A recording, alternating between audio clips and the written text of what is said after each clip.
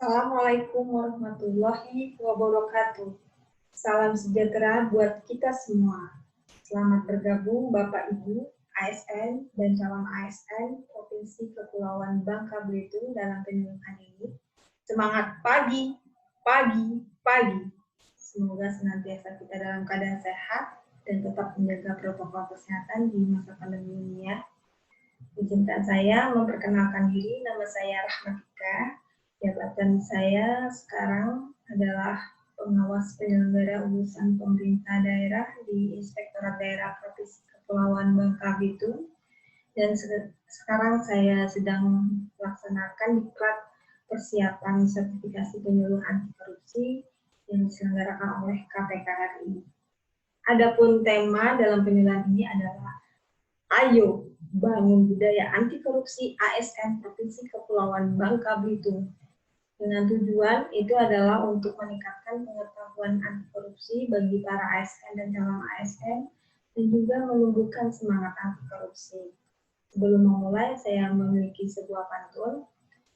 Laskar Pelangi, negeri nan enok dan rupawan. Jangan lupa bawa oleh-olehnya terasi. Mari terus kita melawan sampai Indonesia bebas korupsi. Baik, akan saya share materinya.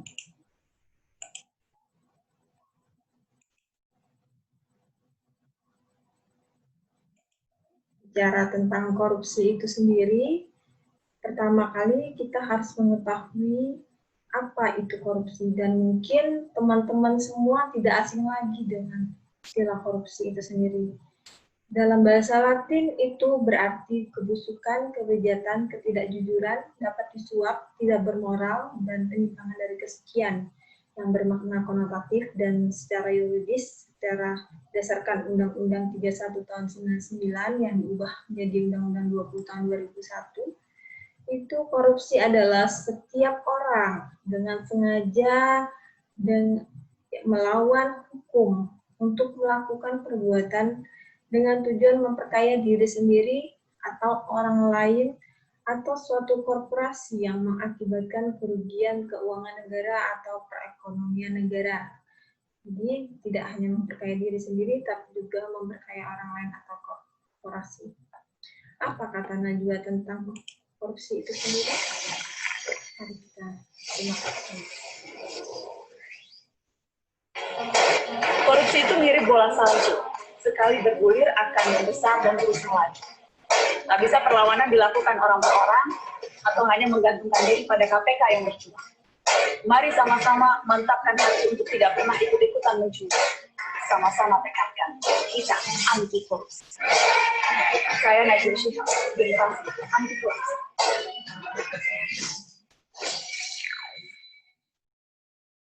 Ya, mari kita sama-sama menjadi generasi jiwa anti korupsi. Baik, kemudian dasar hukum dari pemberantasan korupsi di Indonesia ini sangat penting kita ketahui sebagai dasarnya. Yang pertama, delik korupsi dalam KUHP yang tersebar dalam beberapa bab, yaitu kejahatan terhadap penguasa umum dan kejahatan jabatan, di mana akan saya bahas setelah slide ini. Ada 30 delik dengan dikelompokkan menjadi 7. Lalu berdasarkan Undang-Undang Nomor 3 Tahun 71 tentang pemberantasan tipikor yang kemudian diubah Undang-Undang Nomor 20 Tahun 2001. Dan pada tahun 2013 itu ada Impres Nomor 1 tentang aksi pencegahan berantas korupsi. Dapat teman-teman lihat semua referensi dasar hukumnya. Untuk delik tindak pidana korupsi dan pengelompokannya itu berdasarkan Undang-Undang Nomor 31 Tahun 99 tentang pemberantasan tindak pidana korupsi, itu ada 30 jenis korupsi, dan kita sebagai pegawai negeri salah satunya ada di dalam item ini, dan dikelompokkan menjadi 7 kelompok atau 7 jenis tindak korupsi berdasarkan Undang-Undang Nomor 31 Tahun 99 yang diubah menjadi Undang-Undang 20 Tahun 2001. Yang pertama, merugikan keuangan negara, kemudian menyuap, suap menyuap, penggelapan dalam jabatan, pemerasan, perbuatan curang, benturan kepentingan dalam pengadaan, dan terakhir gratifikasi. Bagaimana teman-teman? Apakah ada yang merasa asing dengan 7 jenis korupsi ini? Nah, ini kita lihat untuk kerugian negara itu ciri khasnya ada keuangan negara yang ditransaksikan. Artinya kita melawan hukum atau menyalahgunakan kewenangan untuk keuntungan diri sendiri atau orang lain atau korporasi yang merugikan keuangan negara, masuk dalam kerugian keuangan negara dan diancam pidana 4-20 tahun, denda 200 juta sampai 1 miliar rupiah. Kemudian menyuap pegawai negeri, memberi hadiah kepada pegawai negeri karena jabatannya. Biasanya memiliki ciri khas penerima suapnya adalah pegawai negeri atau penyelenggara negara dan pemberi suapnya adalah perorangan atau korporasi. Janji dapat menjadi suap. Jadi penerima ataupun pemberi itu sama-sama mendapat hukuman dan dikategorikan sebagai suap menyuap dengan penjara 1-5 tahun dengan denda 50-200 juta rupiah. Kemudian kategori penggelapan dalam jabatan itu berciri khas banyak dilakukan oleh pegawai negeri yang memiliki kewenangan. Biasanya menggelapkan uang atau membiarkan penggelapan membantu melakukan perbuatan itu. Kemudian memasukkan buku untuk pemeriksaan administrasi. Nah, ini harus ditekankan pada pemeriksaan administrasi, sehingga administrasi kita harus benar-benar rapi, terutama bagi para bendaharawan. Kemudian ada kategori gratifikasi yang tidak asing mungkin di telinga kita juga. Untuk gratifikasi ini sebenarnya luas sekali yang harus dibahas, namun mungkin bisa di slide nanti kesempatan lain yang akan kita bahas lebih rinci lagi. Di mana ciri khasnya sebagai tanda terima kasih dan ini adalah pegawai negeri yang berhubungan dengan jabatan atau kewenangannya menerima gratifikasi dan tidak melapor kepada KPK dalam jangka waktu 30 hari. Namun, ada juga gratifikasi yang tidak wajib dilaporkan. Antara lain itu memiliki karakteristik berlaku umum, biasanya dipandang sebagai ekspresi ramah tamah, dan kemudian dalam ranah adat istiadat ataupun kebiasaan atau norma hidup di masyarakat, dan tentunya tidak bertentangan dengan peraturan perundang-undangan yang berlaku. Misalnya, kita terkait musibah atau bencana, paling banyak itu batasan nilainya pemberiannya 1 juta rupiah. Lalu misalnya ada penyelenggaraan pernikahan, kelahiran, akikah, baptis, hitan, atau ada acara adat istiadat atau agama lain itu juga batasannya paling banyak 1 juta rupiah dalam pemberiannya. Lalu misalnya dalam bentuk uang sesama rekan kerja itu 200.000 dengan total pemberian 1 juta rupiah dalam setahun.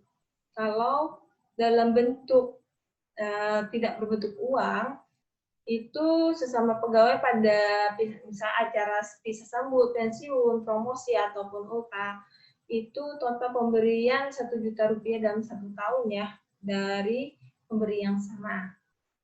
Kemudian dapat kita lihat benturan kepentingan dalam pengadaan. Biasanya itu melibatkan panitia pengadaan. Selain itu juga PA, KPA, PPK, PPTK itu juga termasuk di dalamnya. Dan hati-hati untuk PPK sendiri karena memiliki jabatan yang sangat riskan terhadap tanggung jawabnya.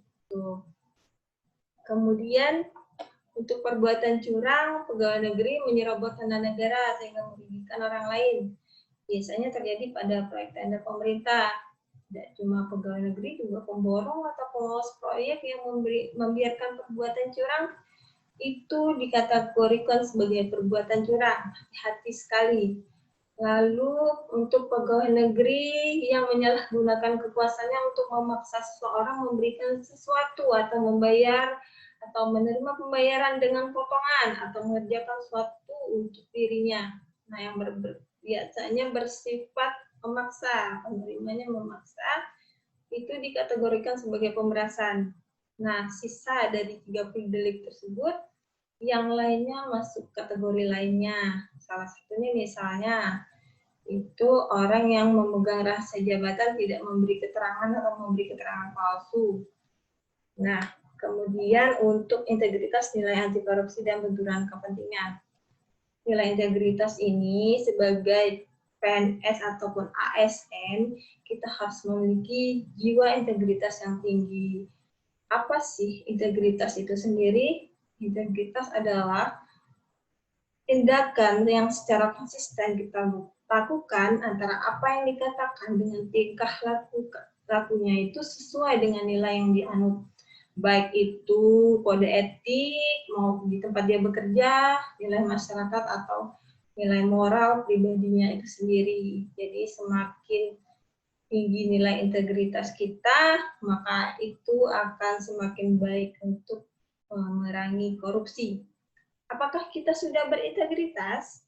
Nah, ada beberapa sikap atau tindakan, ada 9 ini contohnya. Yang pertama, mengakui pelanggaran atau kesalahan integritas yang pernah dilakukan. Kemudian memperbaiki pelanggaran atau kesalahan integritas yang pernah dilakukan. Lalu mengingatkan orang lain karena tidak sesuai dengan nilai dan norma yang diyakini. Kemudian menegur orang lain karena melanggar nilai dan norma yang diyakini. Kemudian kelima, menyatakan kepada atasan karena melanggar nilai dan norma yang diyakini. 6. Menentang atasan karena menegur hal yang tidak benar. 7. Menyampaikan kebenaran dalam situasi sulit diceritakan. 8. Menjelaskan kerugian pribadi yang pernah dialami akibat penyampaian kebenaran. Ataupun yang terakhir, menguraikan tindakan dalam mempraktekkan atau mempertahankan kebenaran. Nah, teman-teman, adakah di antara 9 ini yang sudah kita lakukan? Coba kita tanya pada diri kita sendiri, ada berapa tindakan yang sudah kita lakukan? Apakah kita sudah memiliki integritas yang tinggi? Atau seperti apa? Dan semoga harapan saya kita terus memperbaiki diri kita sendiri untuk menuju jiwa yang berintegritas ini. Integritas ini terkait juga dengan nilai-nilai anti korupsi dan berhubungan sangat erat. Ada 9 jenis nilai anti korupsi, yaitu jujur, peduli, mandiri, disiplin, tanggung jawab, kerja keras, sederhana, keberanian, dan keadilan. Di antara 9 ini, apakah kita sudah memiliki jiwa ataupun sifat ini dalam praktek kehidupan sehari-hari kita dan dalam bekerja khususnya? Semoga kita senantiasa memperbaiki hal tersebut. Yang terakhir itu adalah konflik kepentingan. Konflik ini sangat dekat juga dengan korupsi. Mengapa? Karena konflik kepentingan ini dapat menimbulkan dan mempengaruhi kebijakan, berpotensi menguntungkan perorangan atau kelompok masyarakat, merugikan negara, merugikan masyarakat sebagai penerima manfaat. Maka kalau tidak ditangani, akan meningkatkan resiko kemunculan pelanggaran etika dan juga tindak pidana korupsi. Nah, untuk penutup, ada sebuah video yang akan saya tayangkan mengenai anti korupsi dan juga mohon kepada Bapak Ibu untuk mengisi evaluasi penyuluhan ini di link yang saya sediakan. Sambil mengisi, mari kita melihat atau menonton video ini. Dana yang disiapkan pemerintah untuk penanganan COVID-19 tergolong besar. Adanya potensi korupsi dan penyelewengan dana tersebut dalam hal wewenang terutama karena akan diturunkan secara birokratif dari pusat ke pemerintah daerah dan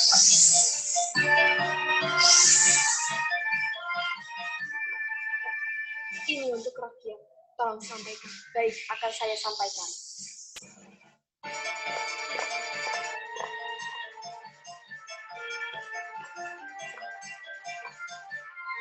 Untuk rakyat, jangan tercecer. Percaya dengan saya. Sudah di tangan saya, Pak. Bagaimana selanjutnya? Lanjutkan sesuai rencana. Oke.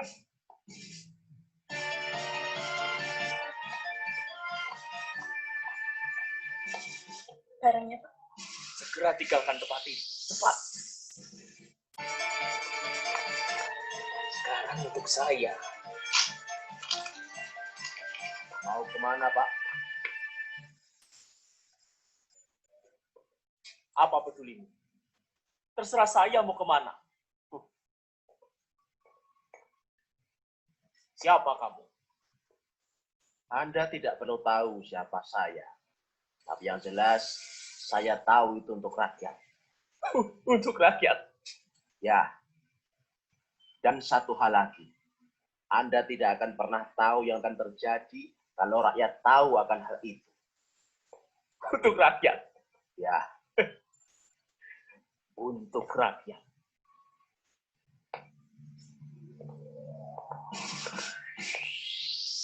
Untuk rakyat. Ini hak kalian. Gunakan dengan baik dan jaga sama kalian. Baik, demikian video yang sudah kita tonton dan semoga kita bisa mengambil manfaat ataupun ibrahnya dari cerita tersebut, bahwa untuk rakyat itu kita punya beban atau kewajiban yang besar untuk bisa melakukan perbuatan atau memiliki jiwa anti korupsi ataupun integritas yang tinggi. Baik, sebelum menutup penyuluhan ini, saya memiliki sebuah pantun sebagai pantun penutup. Sungguh indah negeri Laskar Pelangi, jika sahabat berkenan datang kemari.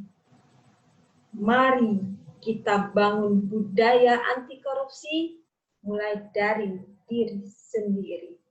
Demikian penyuluhan ini. Wassalamualaikum warahmatullahi wabarakatuh.